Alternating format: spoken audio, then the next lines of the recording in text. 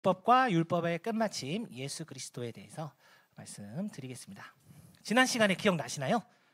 예, 6월절 네, 출애굽하는 하기 전에 그 10가지 재앙 하나님께서 노아 홍수 이후에 정말 하나님을 경험할 수 있는 어떤 정말 하나님의 크시고 두려우시고 위험 높으신 그 권능, 이것을 그 당시 정말 미국이라고 할 수 있는 오늘날 미국과 같은 애굽의 이집트의 그 파라오에게, 그 백성들에게 하나님께서 그 권능을 보여주셨습니다. 10가지 재앙으로. 특히 마지막 10번째 재앙 유월절을 통해서 이제는 실제적으로 이스라엘 백성들이, 민족들이 자신들의 가족과 모든 물건들을, 재물들을 다 챙겨서 이집트 사람들이 다 가져가라고, 빨리 나가라고 이렇게 다 줍니다. 자기가 가진 거 제발 좀 나가라고. 그래서 다 가지고 옵니다. 자, 6월절. 애굽 땅에 있는 모든 처음 난 것은 왕위에 앉아 있는 바로의 장자로부터 맷돌 뒤에 있는 몸종의 장자와 모든 가축의 처음 난 것까지 죽으리니. 지난 시간에 우리 인간은 하나님이 보내주신 예수 그리스도를 통해서 거듭나기 전에는 처음 난 사람은, 거듭나지 못한 사람은 다 죽는다. 그것을 예표하고 있다고도 말씀을 드렸는데요. 이 당시에는 실제로 처음 난 장자, 심지어 짐승까지, 소, 양, 염소, 이런 가축이 처음 난 것까지 다 죽었다고 말씀하고 있습니다. 하지만 하나님께서 이 피를 볼 때에는 그 사람의 장자는 살 수 있다고 분명히 피할 길을 알려주셨죠. 이스라엘 백성들에게. 내가 애굽 땅을 칠 때에 그 피가 너희가 사는 집에 있어서 너희를 위하여 표적이 될지라. 내가 피를 볼 때에 너희를 넘어가리니 재앙이 너희에게 내려 멸하지 아니하리라. 이렇게 피할 수 있는 방법을 알려주셨죠. 그래서 12장에 보면 자세히 나와 있습니다. 나중에 한번 읽어보셔도 좋을 것 같고요. 네, 먼저 이달 열흘째 양을 죽이는 게 아니고 우선 잡습니다. 그리고 그 양에게 흠이 있는지를 계속 찾아봅니다. 그리고 나흘 날 14일째까지 그 흠을 찾아서 없으면 그 흠 없는 어린 양을 잡아서 이제 죽이고, 그 피를 받아서 어디에 바르죠? 예, 문 설주와 임방, 문 위쪽과 옆쪽에 이렇게 바르게 됩니다. 문 설주와 임방에 바르고요. 지난번에도 말씀드렸던 것처럼 본인이 바릅니다. 자신이 스스로 바릅니다. 누가 발라주는 게 아니고요. 스스로 바른다는 거. 그리고 양이 반드시 죽어야 된다는 거. 흠이 없는 어린 양이.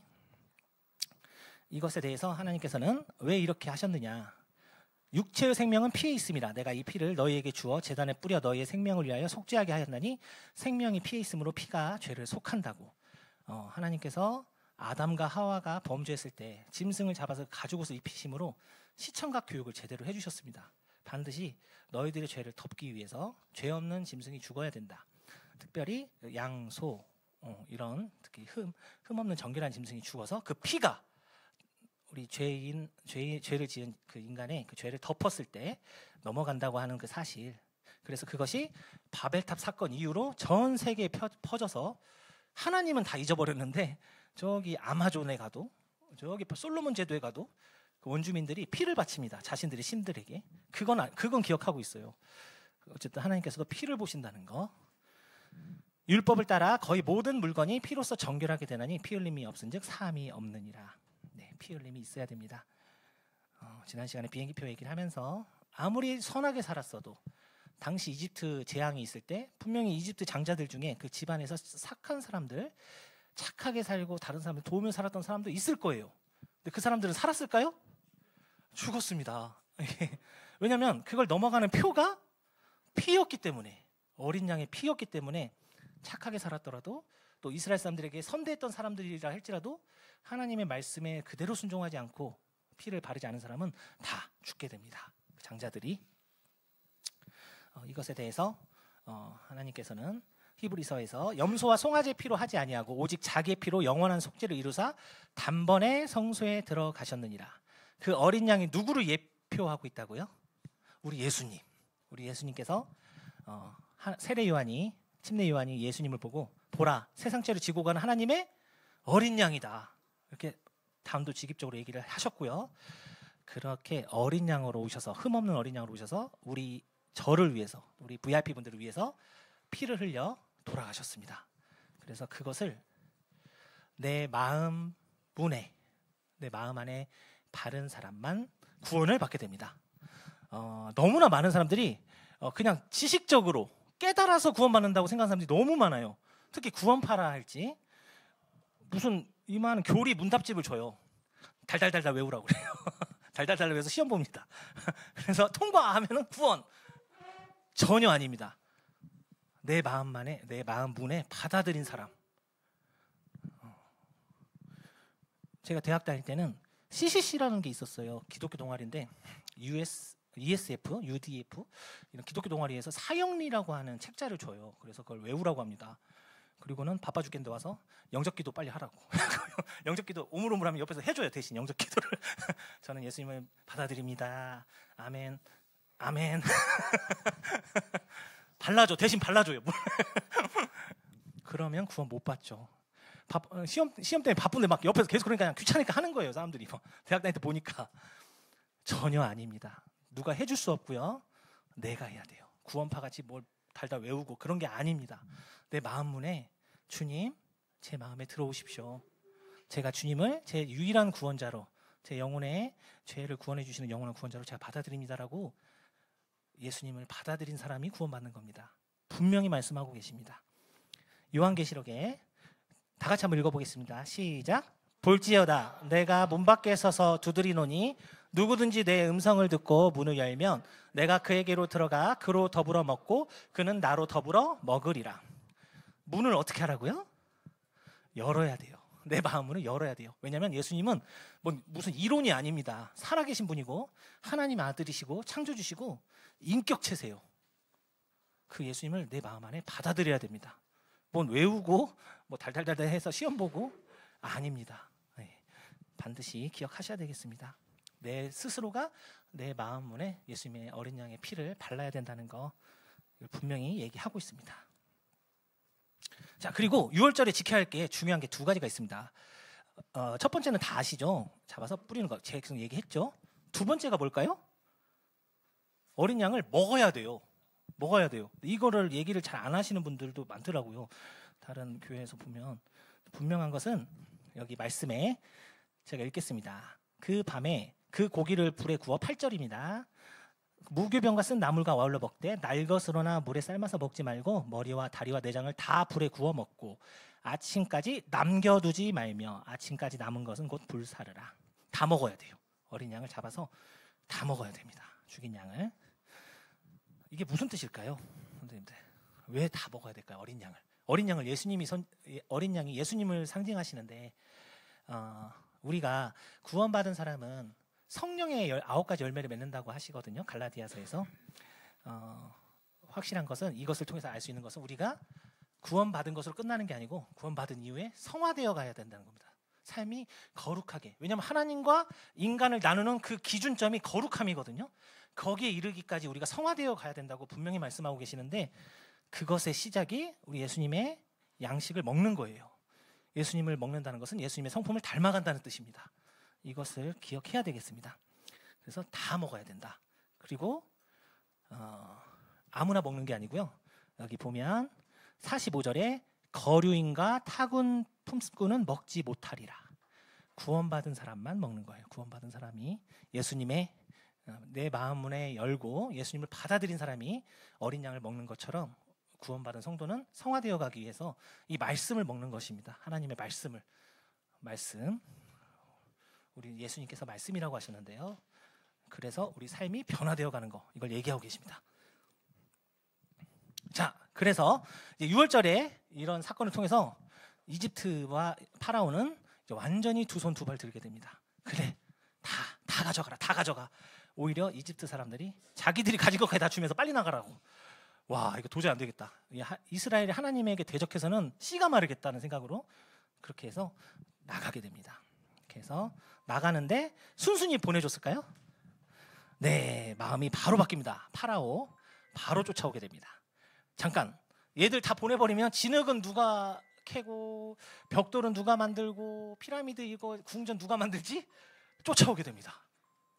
그래서 이스라엘 사람들이 홍해 앞까지 갔는데 쫓아오는 거예요. 와, 얼마나 무서웠을까요? 그 병거를 타고, 아시죠? 병거 옆에 막 칼 달린 거 그냥 지나가면 막 다리가 썰려 나가고 막 몸이 허리가 잘려 나가고 그런 병거를 타고 쫓아오는 거예요. 그래서 바로 이스라엘 사람들은 반응합니다. 11절에 그들이 또 모세에게 10절부터 하겠습니다. 바로가 가까이 올 때 이스라엘 자손이 눈을 들어 본즉 애굽 사람들이 자기들 뒤에 이른지라. 이스라엘 자손이 심히 두려워하여 여호와께 부르짖고 그들이 또 모세에게 이르되 애굽에 매장지가 없어서 당신이 우리를 이끌어내어 이 광야에서 죽게 하느냐? 어찌하여 당신이 우리를 애굽에서 이끌어내어 우리에게 이같이 하느냐? 바로 원망합니다. 10가지 재앙, 6월절을 방금 경험한 사람들인데 하나님을 믿지를 못하는 거예요. 아직까지도. 우리가 구원받고 나서도 이럴 수 있다는 거, 네, 안타까운 일이에요. 이렇게 되면은 먼저는 리더를, 지도자를 원망합니다. 이렇게 믿음이 없어지면. 자, 그렇게 해서 모세를 원망하게 됩니다. 12절, 우리가 애굽에서 당신에게 이른 말이 이것이 아니냐? 이르기를 우리를 내버려 두라. 우리가 애굽 사람을 섬길 것이라 하지 아니하더냐? 애굽 사람을 섬기는 것이 광야에서 죽는 것보다 낫겠노라. 거봐, 내가 파라오 그냥 밑에서 있는다고 했잖아. 왜 굳이 나를 원망하는 거예요. 세상에 그냥 잘 살고 있는데 왜 전도해가지고, 왜 나한테 복음을 전해가지고, 나 예수님 믿고 별로 이렇게 구원받고 나서도 어려움이 닥치면 이런 불평 불만을 할 수 있다는 겁니다. 저도 했고요. 많은 성도님들도 경험하셨을 거예요. 그럴 때 하나님께서 여기에 대해서 바로 뭐라고 하지 않으시고요. 이렇게 얘기하십니다. 하나님께서 모세가 이르되 너희는 두려워하지 말고 가만히 서서 여호와께서 오늘 너희를 위하여 행하시는 구원을 보라. 너희가 오늘 본 애굽 사람을 영원히 다시 보지 아니하리라. 이스라엘 사람들은 천국으로 가겠죠. 출애굽하는 이스라엘 사람들은, 애굽 사람들은 지옥으로. 볼 수가 없죠. 먼저 첫 번째, 이런 어려움과 시험 가운데 있을 때 두려워하지 말라는 겁니다. 하나님을 좀 믿어봐라. 안 믿기겠지만 믿어봐라. 두 번째, 여호와께서 너희를 위하여 싸우시리니 너희는 가만히 있을지니라. 네, 뭐 여기저기 전화 돌리고 줄 인맥 찾지 말고 가만히 한번 하나님께 기도하면서 기다려봐라. 그리고 하나님께서 역사하시면 15절에 여호와께서 모세에게 이르시되 넌 어찌하여 내게 부르짖느냐? 이스라엘 자손에게 명령하여 앞으로 나아가게 하고 앞으로 나아가라. 이렇게 했던 게 바로 아브라함, 이삭, 야곱, 노아였습니다. 믿음의 선진들이 이렇게 했던 거예요. 사방이 막혀있고 두렵고 고통스럽고 앞이 안 보이는데 하나님을 의지해서 나아가는 거예요. 그냥. 자, 이런 믿음을 얘기를 하시고요. 그랬을 때 이스라엘 진 앞에 가던 하나님의 사자가 그들의 뒤로 옮겨가매 구름 기둥도 앞에서 뒤로 옮겨 애굽 진과 이스라엘 진 사이에 이르러 서니 저쪽에는 구름과 흑암이 있고 애굽에서 이제 이집트에서 쫓아온 파라오와 그 군사들에게는 어두운 꼭 연막탄 터트린 것 같이 시커먼 구름과 흑암이 있어서 깜깜하고요. 이쪽 우리 이스라엘 백성들이 있는 쪽, 모세와 이스라엘 백성들이 있는 쪽은 밝음으로, 밤이 밝음으로 밤새도록 저쪽이 이쪽에 가까이 하지 못했다고 말씀하고 있습니다. 하나님께서 구원받은 사람들을 하나님께서 구분하셔서 이렇게 빛을 주시고 어둠과 두려움 가운데서 꼼짝 못하게 적들을 가둬놓으시는 것, 이것을 말씀을 통해서 볼 수가 있습니다. 성도님들도 저도 살아가면서 이런 경험들을 하게 되죠. 그러면서 믿음이 더 성장하는 것 같아요. 자, 그리고 이제 그 유명한 물이 갈라지게 됩니다. 모세가 바다 위로 손을 내밀매 여호와께서 큰 동풍이 밤새도록 바닷물을 물러나게 하시니 물이 갈라져 바다가 마른 땅이 된지라. 와, 이게 수심이 100m가 넘는다고 하는데 그 100m가 넘는 물의 벽 어떨까요? 아쿠아리움만 가도 이거 대단하다 하는데 그 상대가 안 되는 100m 가까이 되는 벽이, 물의 벽이 갈라져서 이스라엘 자손이 바다 가운데를 육지로 걸어가고 물은 그들의 좌우에 벽이 되니 애굽 사람들과 바로의 말들, 병거들과 그 마병들이 다 그들의 뒤를 추격하여 바다 가운데로 들어오는지라. 문제는 이스라엘 사람들이 건너가고 거의 다 왔을 때쯤까지 됐을 때 이제 애굽의 병거, 파라오와 병사들이 쫓아옵니다. 우리도 가자 하고는 쫓아오는 거죠. 그랬을 때 24절에 새벽에 여호와께서 불과 구름 기둥 가운데서 애국 군대를 보시고 애국 군대를 어지럽게 하시며 불과 구름 기둥으로 막으셨습니다. 이스라엘 백성들이 완전히 다 건너갈 때까지. 그리고 그들의 병거 바퀴를 벗겨서 달리기가 어렵게 하시니 애굽 사람들이 이르되 이스라엘 앞에서 우리가 도망하자. 여호와가 그들을 위하여 싸워 애굽 사람들을 치는도다. 여호와께서 모세에게 이르시되 내 손을 바다 위로 내밀어 물이 애굽 사람들과 그들의 병거들과 마병들 위에 다시 흐르게 하라 하시니 모세가 곧 손을 바다 위로 내밀매 새벽이 되어 바다의 힘이 회복된지라. 애굽 사람들이 물을 거슬러 도망하나 여호와께서 애굽 사람들을 바다 가운데 엎으시니 물이 다시 흘러 병거들과 기병들을 덮되 그들의 뒤를 따라 바다에 들어간 바로의 군대를 다 덮으니 하나도 남지 아니하였더라. 하나님께서 심판하십니다. 이렇게 쫓아오던 애국 군대를 심판하신다는 거, 참 놀라운 역사죠. 이 엄청난 역사가 소문이 나가지고 가나안 땅에 들어가기 전에 이 가나안 민족들이 벌벌벌 떨어요. 이 하나님의 엄청난 권능에 놀래가지고 최강대국인 이집트를 이렇게 망가뜨리는 벌하시는 하나님. 영상 하나 잠깐 보겠습니다. 모세 바다 위로 손을 뻗자 여호와께서 잠시만요. 소리를 죄송합니다. 네. 모세가 바다 위로 손을 뻗자 여호와께서 큰 동풍이 밤새도록 불게 하여 바닷물을 물러가게 하시니 물이 갈라져 바다가 마른 땅이 된지라. 이스라엘 자손이 그 육지 위를 걸어가고 물은 그들 좌우에 벽이 되었다. 구약 성서 출애굽기에 나오는 모세의 기적은 모세가 여호와의 권능한 기적으로 홍해 바다를 갈라 이스라엘 민족들이 이집트 군대를 무사히 피할 수 있었다는 성경 속 일화입니다. 이것은 오랜 시간 창조학자들에 의해 실제했던 역사라고 주장되어 왔으나 학계의 인정을 받지는 못하였는데요. 평균 1000m에 달하는 홍해의 수심을 토대로 모세가 그것을 좌우로 나누려면 대략 7조 리터에 달하는 바닷물을 옮겨야 합니다. 그 상태를 이스라엘 민족들이 건너갈 수 있게끔 계속 유지해야 하는데 홍해의 폭은 무려 50km에 달하죠. 이것은 성인 남자가 뛰어가도 하루 만에 주파하는 것이 힘든 거리입니다. 만에 하나 특수한 자연 환경으로 인해 실제로 바다가 갈라지는 기적이 행해졌다고 한들 그것을 무사히 건너는 것은 불가능하다는 계산이 나온 것이죠. 이에 고고학자들은 새로운 이게 너무 길어서 잠시만요. 여기서 보여드릴게요. 모세가 바다 위로 물을 가르는 곳이라는 뜻을 가진 해안가인데요. 그곳은 주변과 다르게 수심이 네네. 죄송합니다. 잠시만요.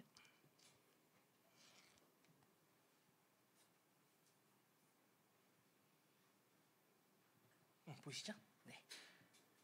왜냐면 이게 영상이 길더라고. 제가 좀 이따 보니까. 모세가 바다 위로 손을 뻗자 출애굽기에 여호와의 기적으로 묘사된 현상이기도 하죠. 또한 주변의 다른 지형들이 대부분 급격한 경사를 지닌 절벽의 모양을 한 반면 누에이바는 완만한 경사를 지닌 평지에 가까운 모습을 하고 있었습니다. 성경에 따르면 당시 바다를 건넜던 인원들은 100만 명이 넘는 엄청난 수였습니다. 누에이바는 이러한 대규모 인원의 피난길로 가장 적합한 선택이 될 수 있는 곳이었죠. 미국의 탐험가 론 와이어트는 해당 가설을 입증해보고자 연구팀을 꾸려 직접 누에이바로 향했습니다. 인근을 조사하던 그는 이스라엘 민족이 바다를 건넌 곳으로 추정되는 지점 양쪽에서 그 위치를 표시해 놓은 듯한 페니키아 양식의 저게 솔로몬이 표시해 놓았다는 이에 가설에 높은 설도 있습니다. 있다고 판단한 그는 추가적인 증거 확보를 위해 누에이바 앞바다에 잠수하여 조사를 이어갔는데요. 학자들의 예상대로 그곳은 상대적으로 얕은 수심을 가지고 있었으며 특수한 자연 환경 덕에 해저 지형이 솟구쳐 올라온 형태라 마치 바닷속의 길 같은 모습을 하고 있었습니다. 더 놀라운 것은 론과 탐사팀이 바다에서 전차의 파편으로 보이는 것을 발견했다는 바닷속 것이며 한가운데서 잠수부들이 촬영한 영상에는 공통적으로 관찰되는 이상한 모양의 산호들이 존재했습니다. 산호들은 인공적인 구조물 위에 오랜 시간에 걸쳐 형성된 것으로 보였는데요. 본래의 모습을 추적한 결과 그것은 높은 확률로 전차의 바퀴인 것으로 추측되었죠. 심지어 그 중에는 8바퀴살로 보이는 전차 바퀴도 존재했습니다. 8바퀴살은 이집트의 람세스 2세 시대, 즉 모세 시대에만 사용되었던 것으로 중요한 물적 증거가 될 수 있었죠. 아카바마는 이집트와 지형적으로 굉장히 멀기 때문에 이곳에서 이집트 시대 때의 전차 바퀴들이 발견된 다른 이유는 마땅히 찾을 수 없었습니다. 여호와께서 이집트 병거의 바퀴를 벗겨 전진하기 어렵게 만드시고 바닷물이 본래의 상태로 다시 차오르니 이집트 군대는 되돌아오는 물결에서 헤어나오지 못하고 바다 한가운데에 빠져버리고 말았다. 이것은 수천 년 전 모세를 쫓던 이집트 군대의 흔적인 걸까? 네, 이런 여러 가지 고고학적 증거들도 나오고 있다. 네, 이런 엄청난 기적을 보고 이제 이스라엘 사람들이 너무나 기뻐서 춤을 춥니다. 춤을 추고 하나님께 찬양을 드립니다. 아론의 누이 선지자 미리암이 손에 소고를 잡음에 모든 여인도 그를 따라 나오며 소고를 잡고 춤추니 미리암이 그들에게 화답하여 이르되 너희는 여호와를 찬송하라. 그는 높고 영화로우시며 말과 그 탄자를 바다에 던지셨음이로다 하였더라. 그리고 이스라엘 사람들은 바로 원망합니다. 모세가 홍해에서 이스라엘을 인도하며 그들이 나와서 수르 광야로 들어가서 거기서 사흘 길을 걸었으나 물을 얻지 못하고 마라에 이르렀더니 그 물이 써서 마시지 못하겠으므로 그 이름을 마라라 하였더라. 백성이 모세에게 원망하여 이르되 우리가 무엇을 마실까 하매 3일 전에 기적을 봤는데 바로 원망이 나옵니다. 하나님을 믿지를 못하겠어. 도저히 이게 인간이다. 저도 그랬고요. 근데 이제 이스라엘에 갔다 오신 성지순례를 갔다 오신 분들이 광야길을 갔다 오시면서 이 말씀에 다들 고개를 끄덕거려요. 나도 사흘 지나면 이럴 것 같다고. 네, 광야가 진짜 고통스러운 곳이잖아요. 그렇지만 이스라엘 사람들은 이렇게 계속해서 이 광야에 가서도 계속해서 하나님을 원망하고 모세를 원망하는 모습을 보게 돼요. 그러함에도 우리가 교훈을 얻어야 한다는 것은 하나님을 믿어야 한다는 겁니다. 도저히 안 믿어지는데? 안 도와주실 것 같은데? 나 안 될 것 같은데? 아닙니다. 하나님께서 분명히 도와주시고 개입하시고 건져주신다는 것을 믿으라는 거예요. 성경은 출애굽기를 통해서 계속 이 얘기를 하십니다. 자, 그리고 이제 만나가 나오게 됩니다. 출애굽기 16장 이제 광야길로 들어가고요. 가나안 땅으로 향합니다. 만나가 이제 16장에서 11절부터 35절까지 계속 나오는데 만나가 뭘까요? 네, 이스라엘 사람들이 우리 이스라엘 민족의 최고의 어떤 자부심을 얘기하라고 하면은 하나님께서 무려 40년간 만나를 내려주셨다. 이게 엄청난 자부심이더라고요. 이스라엘 사람들한테. 니네 나라에서 그런 적 있어? 40년간 먹여 살려주신 적 있어? 신이? 우린 그랬어. 이게 엄청난 자부심입니다. 이스라엘 자손이 보고 그것이 무엇인지를 알지 못하여 서로 이르되 하나님께서 이제 만나를 내려주셨는데요. 이것이 무엇이냐 하니 만나의 뜻이 이것이 무엇이냐입니다. 만나의 뜻이 이거래요. 모세가 이르되 그들에게 이르되 이는 여호와께서 너희에게 주어 먹게 하신 양식이라. 시편 기자는 이걸 천사의 음식이라고도 하는데 이 만나를 보내주셔서 하나님께서 이스라엘 백성을 광야에서 먹이십니다. 엄청난 역사죠. 무려 35절 사람이 사는 땅에 이르기까지 이스라엘 자손이 40년 동안 만나를 먹었으니 곧 가나안 땅 접경에 이르기까지 그들이 만나를 먹었더라. 와, 농사를 짓지도 않고 뭐를 밀가루도 가져오고 다 먹었죠. 다 떨어지고 아무것도 없는데 하나님께서 무려 40년간을 매일같이 만나를 내려주셔서 이스라엘을 먹이십니다. 이것에 대해서 그들도 엄청 자부심을 가지고 있더라고요. 이것에 대해서 근데 예수님께서 하신 말씀이 있습니다. 그들이 묻되 그러면 우리가 보고 당신을 믿도록 행하시는 표적이 무엇이니까 하시는 일이 무엇이니까 기록된 바 하늘에서 그들에게 떡을 주어 먹게 하였다함과 같이 우리 조상들은 광야에서 만나를 먹었나이다. 또 이제 예수님에게 유대인들이 자랑합니다. 당신이 하나님으로부터 왔다고 하면 표적을 보여주시오. 우리 민족은 모세가 만나를 내리게 해가지고 먹었다고 이렇게 자랑을 합니다. 그러면서 보여주라고 예수님에게 도전적으로 얘기를 했을 때 예수님께서 진실로 진실로 너에게 이르노니 믿는 자는 영생을 가졌나니 내가 곧 생명의 떡이니라. 너희 조상들은 광야에서 만나를 먹었어도 죽었거니와 이는 하늘에서 내려오는 떡이니 사람으로 하여금 먹고 죽지 아니하게 하는 것이니라. 나는 하늘에서 내려온 살아있는 떡이니 사람이 이 떡을 먹으면 영생하리라. 내가 줄 떡은 곧 세상의 생명을 위한 내 살이니라 하시니라. 예수님께서 단순히 출애굽기에서 이 광야 기간에 이스라엘의 목숨을 연명했던 만나와 차원이 다르게 우리 예수님도 똑같이 만나와 같이 하늘로부터 오셨고, 이 양식 예수님은 스스로가 생명의 떡이 되셔서 영원토록 살 수 있게 하는 떡이다. 하늘에서 오신, 그렇게 이스라엘 유대인들에게 자신을 드러내십니다. 그랬더니 뭐 우리가 식인종이냐고 당신 살을 우리가 어떻게 먹냐고 하면서 말을 못 알아듣고 예수님을 대적하는 모습이 이제 그 뒷부분에 나오게 됩니다.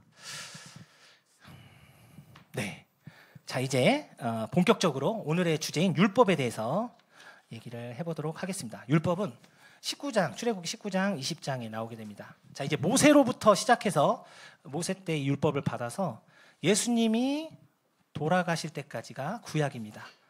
이때는 율법을 지킴으로 구원을 받게 되고, 제일 중요한 것, 너희가 5절부터 제가 읽어볼게요. 19장입니다. 세계가 다 내게 속하였나니 너희가 내 말을 잘 듣고 내 언약을 지키면 너희는 모든 민족 중에서 내 소유가 되겠고 너희가 내게 대하여 제사장 나라가 되며 거룩한 백성이 되리라. 너는 이 말을 이스라엘 자손에게 전할지니라. 하나님께서 이스라엘 백성과 언약을 맺으십니다. 그리고 너희 민족을 이 세상의 수많은 민족 중에 택해서 제사장 나라가 되게 하겠다고 약속하십니다. 제사장은 어떤 역할이죠? 신과 인간 사이의 중간에서 중개자 역할을 하는 게 제사장이잖아요. 그 역할을 아브라함의 자손, 또 야곱의 12아들의 자손인 이 이스라엘에게 주겠다고 언약을 하십니다.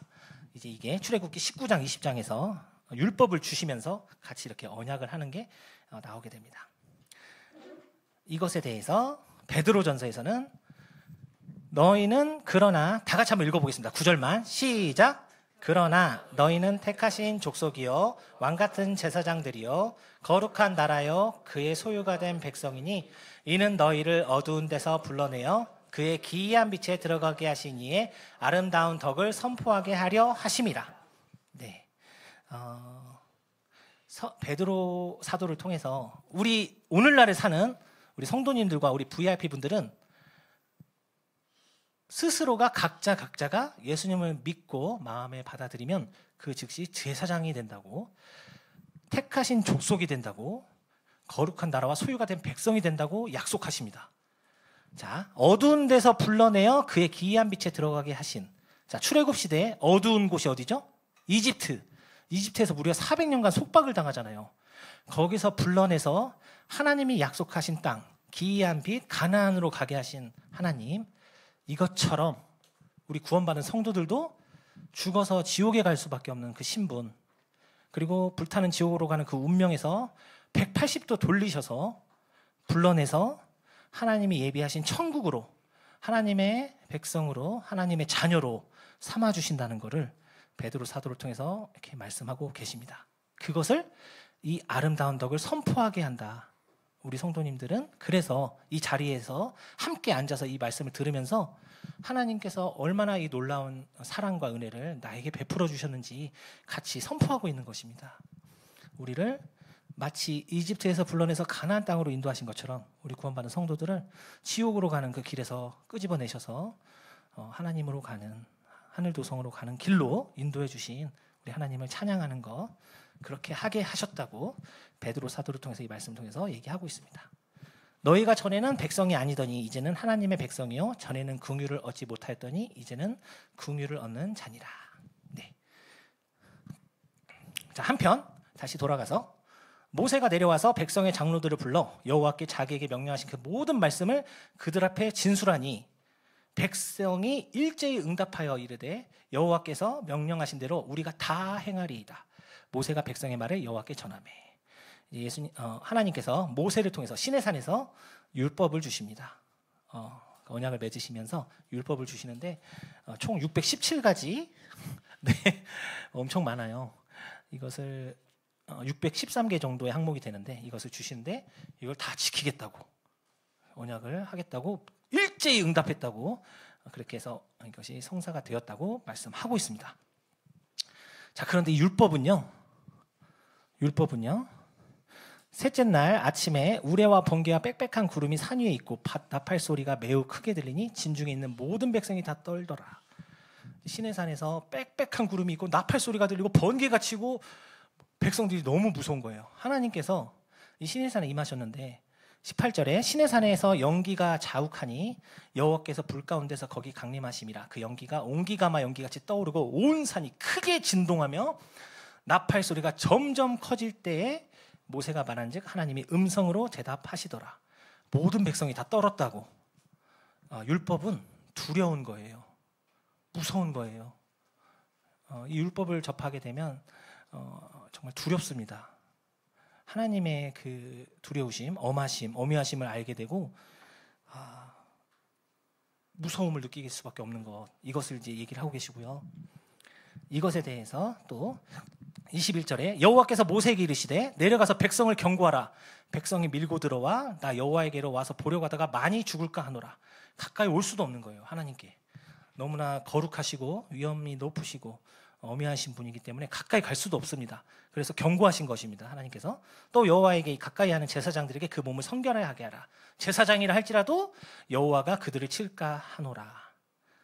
24절에 여호와께서 그에게 이르시되 가라. 너는 내려가서 아론과 함께 올라오고 제사장들과 백성에게는 경계를 넘어 나 여호와에게로 올라오지 못하게 하라. 내가 그들을 칠까 하노라.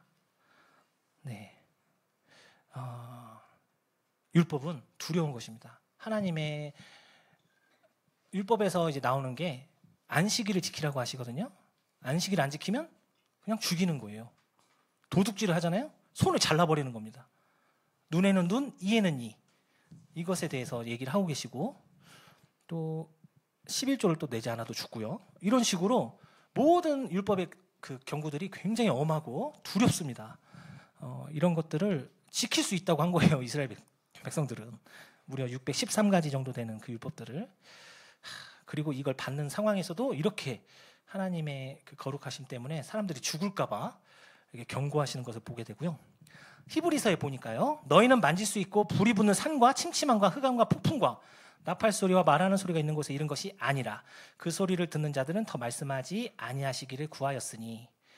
이 시대의 이스라엘 백성과 우리 구원받은 성도들은 다르다는 거예요. 이런 두렵고 엄하고 어미하신 율법의 그 시대와 우리 오늘날 하나님의 은혜와 진리, 예수 그리스도의 은혜와 진리 가운데 있는 우리 성도들은 그 두려움이 아니라는 거 사도 바울이 격려하고 있고 20절 이는 짐승이라도 그 산에 들어가면 돌로 침을 당하리라 하신 명령을 그들이 견디지 못함이라. 그 보이는 바가 이렇듯 무섭기로 모세도 이르되 내가 심히 두렵고 떨린다 하였느니라. 그 당시에 모세도 떨었다고. 하나님의 그 어미하심 때문에 거룩하심 때문에 모세도 떨었다고 이렇게 얘기를 하고 있습니다.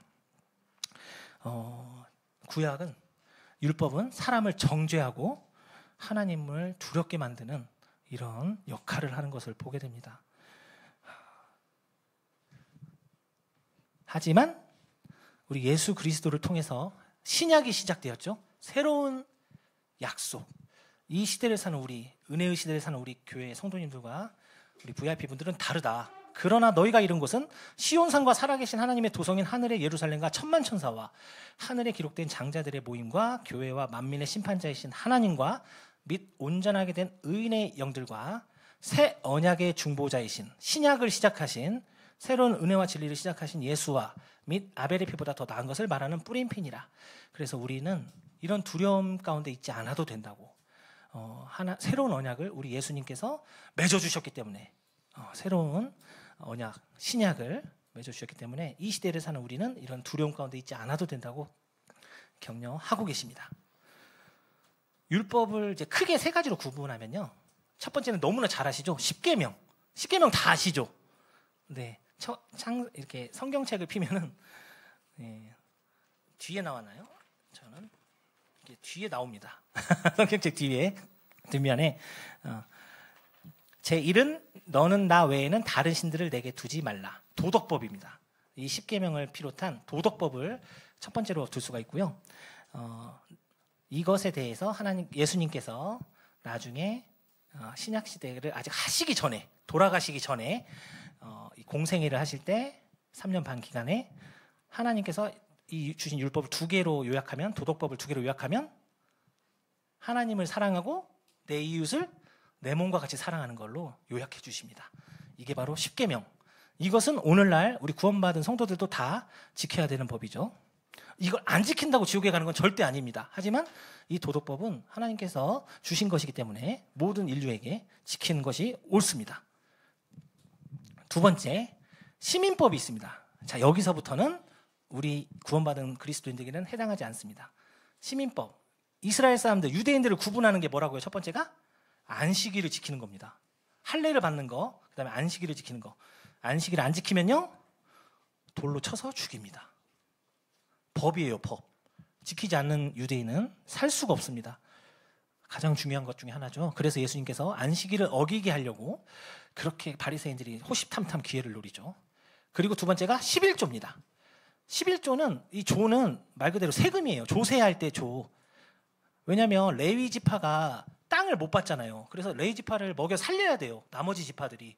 그리고 하나님의 성막 유지해야 되고요. 나중에는 성전에서도 유지를 해야 되고. 그러려면 돈이 필요한데, 그래서 강제적으로 하나님께서 10분의 1을 내라고 하신 거예요. 세금이에요. 그리고 이것은 오늘날 우리 교회에 해당되는 게 아닙니다. 근데 이 시민법을 너무나 많은 교회에서 오늘날 똑같이 적용을 해요. 교회를 이스라엘이 대체했다는 식으로 가르치면서 주일 성수 반드시 해야 된다. 옛날엔 돌 맞아 죽었다. 그래서 이렇게 겁을 줍니다. 물론 주일을 주님께 거룩하게 구분해서 예배드리는 게 당연히 중요한데, 그것을 안 지키면 마치 지옥에 갈 것처럼 이렇게 얘기를 하고, 그리고 11조도 물론 하나님께 하나님 10분의 1 이상 드리는 거 너무나 좋죠. 하지만 그거를 강제적으로 안 내면 도둑놈아 하면서 막 도둑 하면서 막 양식을 찔리지 않느냐 하면서 그렇게 막 몰아붙이더라고요. 전혀 아니거든요. 분명히 기쁨 가운데, 즐거움 가운데 내라고 분명히 사도 바울을 통해서 얘기를 하셨기 때문에 이 두 개는 오늘날 우리 그리스도인들에게 해당하지 않음에도 불구하고 너무나 많은 세상의 교회들이 강제적으로 지키도록 유도를 하고 있습니다. 아닙니다. 이것은 분명하게 이스라엘 사람들에게, 유대인들에게 적용되는 것입니다. 그리고 세 번째, 정결의식. 아시다시피 소와 양과 비둘기를 바쳐서 우리가 죄를 지었을 때 그것을 가리우심을 받기 위해서. 왜냐하면 예수님께서 아직 오시기 전이었기 때문에, 하나님의 어린 양으로. 그래서 이것을 통해서 속죄를 받을 수 있는 시기였기 때문에 이것을 지키도록 하나님께서 율법을 통해서 주십니다. 무려 613가지로 나뉘는데, 그걸 이제 크게 봤을 때 3가지로 나옵니다. 다 지킬 수 있을까요? 못 지키죠. 그걸 깨달으라고 합니다. 왜 율법을 주셨을까요? 그러면 하나님께서. 그래서 왜 율법을 주셨는지 로마서 3장에 19절 20절에 나와 있습니다. 우리가 알거니와 무릇 율법이 말하는 바는 율법 아래에 있는 자들에게 말하는 것이니, 이는 모든 입을 막고 온 세상으로 하나님의 심판 아래 있게 하려 함이라. 20절 다 같이 읽어보시겠습니다. 시작. 그러므로 율법의 행위로 그의 앞에 의롭다 하심을 얻을 육체가 없나니 율법으로는 죄를 깨달음이니라. 율법은 거울과 같은 거예요. 거울을 보면 인정하기 싫지만 인정하게 되잖아요. 뚱뚱하구나. 흰머리 많구나. 우리가 죄인 된 상태를 그대로 보여주는 것이 바로 율법이고요. 하나님이 얼마나 죄를 싫어하시는지를 깨닫게 하는 척도가 됩니다. 읽어보시면, 나중에 레이기나 이런 것을 읽어보시면 하나님이 얼마나 거룩하신 분인지를 보여주세요. 그리고 정죄합니다. 너는 이런 죄를 지었기 때문에 죽어야 돼. 이렇게. 그것이 바로 율법입니다. 근데 이 율법도 은혜라고 하시거든요. 왜냐하면 이 율법을 통해서 내가 죄인인 것을 깨닫게 돼요. 내가 하나님 앞에서 얼마나 죄인인가.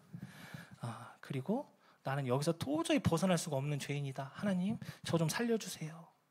저는 이거 다 지킬 수도 없고요. 이 율법을 봤을 때 저는 정말 죽어 마땅한 자입니다. 주님, 저를 좀 살려주십시오. 이렇게 하는 사람에게 길을 보여주시는 게 하나님이시고요. 그 길이 누구시죠?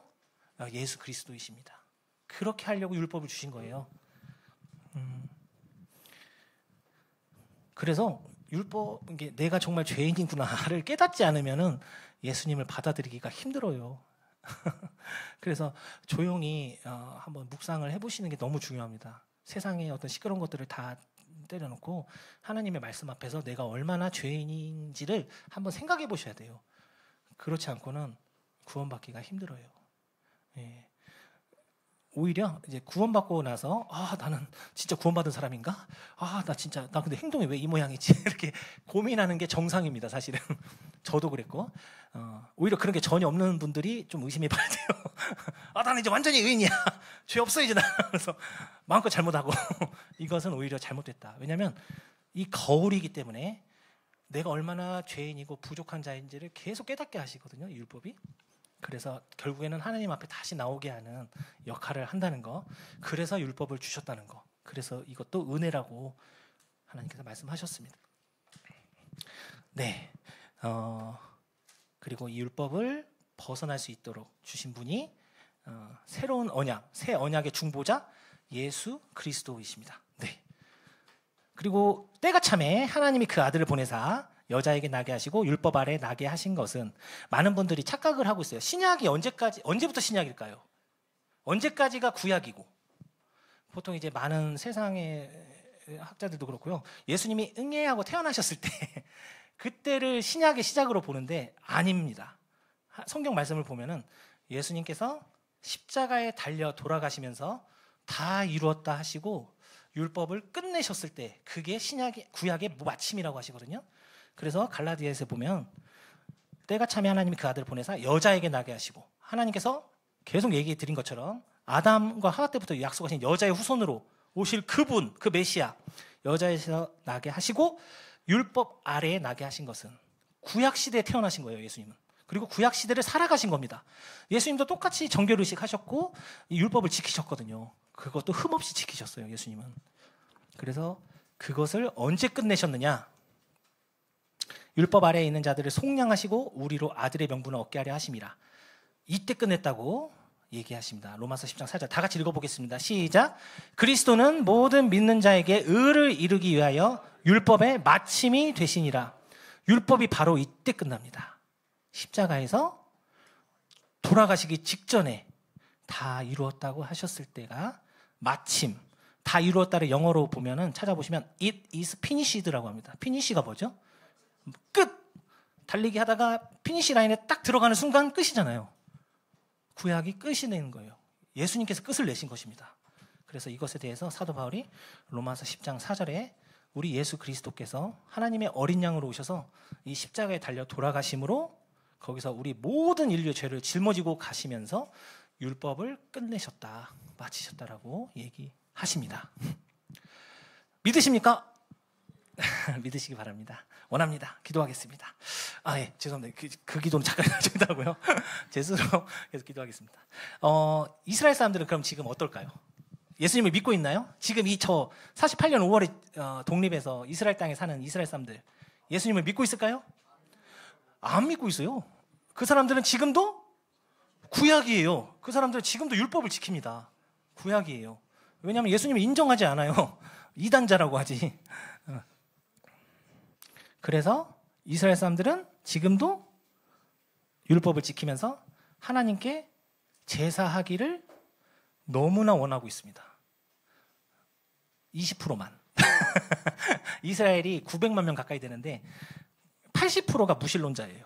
하나님 안 믿어요.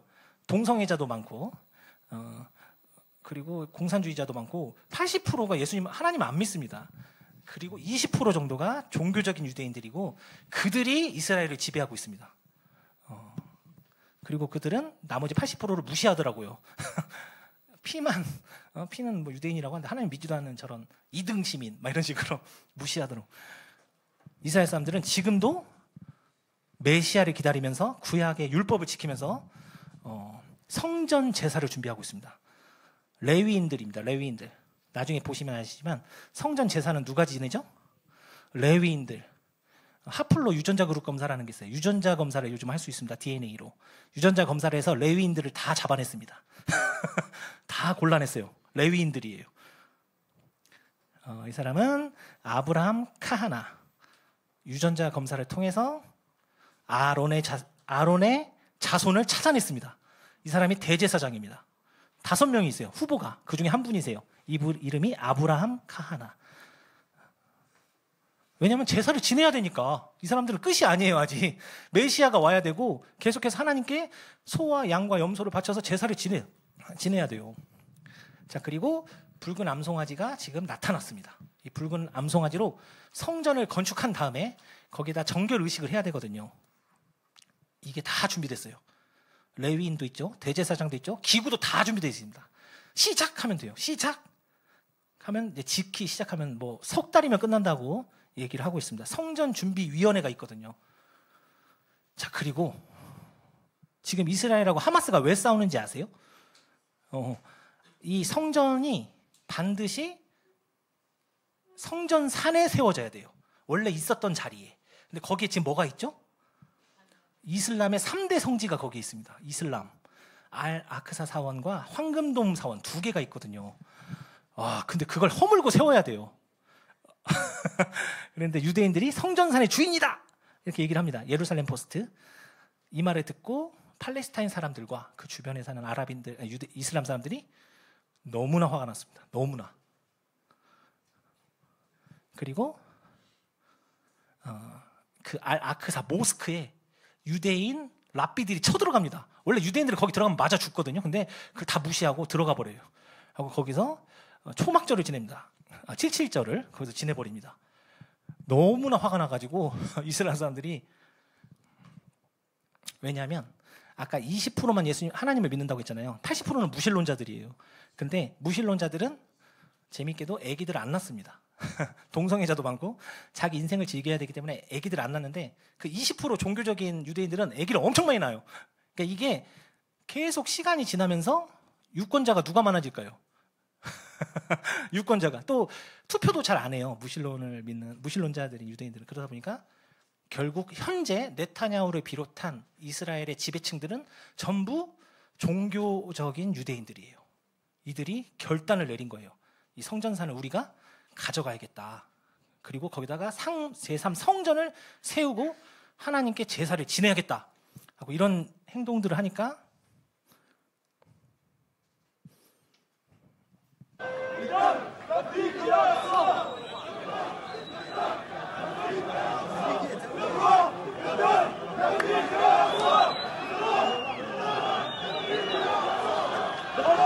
이걸 알게 된 팔레스타인 사람들, 하마스, 그리고 주변에 이슬람 사람들이 몰려들어가지고 시위를 한 거예요.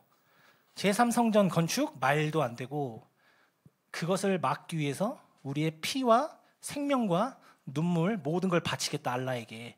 그리고 하마스가 몇 달 뒤에 알-아크사 홍수 작전이라는 이름으로 이스라엘의 젊은이들을 납치합니다. 그리고 죽이고 인질로 잡죠. 그게 역사상 이스라엘 건국 이래 최대 사건이었는데 그걸 저지른 거죠. 그 이유가 뭐라고요? 제3 성전을 막기 위해서. 근데 이걸 아무도 얘기를 안 해요. 우리나라에서는 이슬람 뉴스를 봐야만 알 수가 있어요.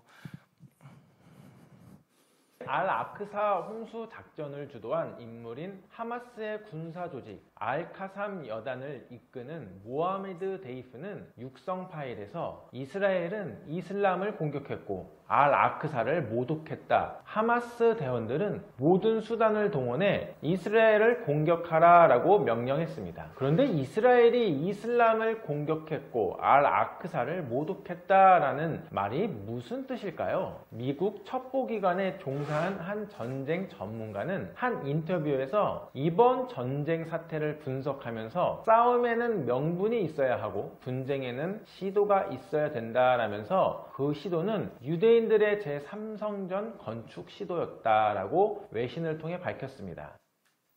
네, 제3성전 건축이 이스라엘 사람들은 아직도 메시아를 기다리고 하나님에 대한 열심이 엄청나기 때문에 성전을 건축해야 되겠다. 그런 일을 했고 이것에 대해서 이슬람도 가만히 있지 않았고 지금 여기까지 벌써 몇 개월이 흘러서 엄청나게 많은 사람이 죽어가는데도 계속되고 있습니다. 하나님은 살아계시고 이 이스라엘을 통해서 역사하시고 하나님이 역사하신 그 일들을 이루어 가시는데 참 안타까운 일들이죠. 예수 그리스도를 받아들이면 되는데 이 성경은 이미 예언되어 있어요. 우리 주님께서 주의 이름으로 오시는 이여 하고 나를 받아들일 때까지는 너희가 결코 나를 보지 못한다고 예수님께서 대환란을 끝나고 이 땅에 휴거 이후에 대환란이 있고 대환란이 끝나고 지상재림하신 이후에 이들이 완전히 예수님을 진짜 메시아로 받아들일 거라고 예언하셨습니다. 그때까지는 이들이 엄청난 고난에 있을 거라고 이렇게 말씀을 예언을 하셨습니다. 안타까운 일이죠. 이 일들이 뭐 옛날 얘기가 아니고 지어낸 얘기가 아니고 진짜 이루어지고 있다는 거. 지금 이 시간에도 하나님은 살아계십니다. 그렇지만 우리는 이 구약이 끝난 것을 이미 알고 있습니다. 새 언약의 중보자이신 예수님께서 우리의 모든 죄를 짊어지시고 다 이루었다고 하신 이후에 율법을 마치시고 묻히셨다가 부활하셔서 지금 하나님 보좌 우편에서 우리를 바라보고 기다리고 있다는 거 믿으시기를 기도하겠습니다. 자, 마지막으로 같이 읽고 기도하겠습니다. 시작! 그리스도는 모든 믿는 자에게 의를 이루기 위하여 율법의 마침이 되시니라. 네, 기도하겠습니다. 사랑이 많으신 아버지 하나님 감사합니다. 우리 하나님은 살아계시고 지금도 이스라엘을 참 돌아보시며 그들을 통해서 하나님의 역사를 이루어 가시는 걸 봅니다. 먼저 우리 예수님을 통해서 참 율법의 시대를 마치시고 새 언약으로 은혜와 진리 가운데 저희들이 있게 해주심을, 은혜의 시대를 열어주심을 감사를 드립니다. 우리 VIP 분들이 참 예수님을 개인의 구주로 영접하시고 마음의 받아들임으로 구원받으셔서 다와 함께 나중에 하나님 나라에 함께 하기를 진심으로 원하고 기도합니다. 이 모두를 예수님의 이름으로 아버지 하나님께 감사하며 기도드렸습니다. 아멘. 수고하셨습니다.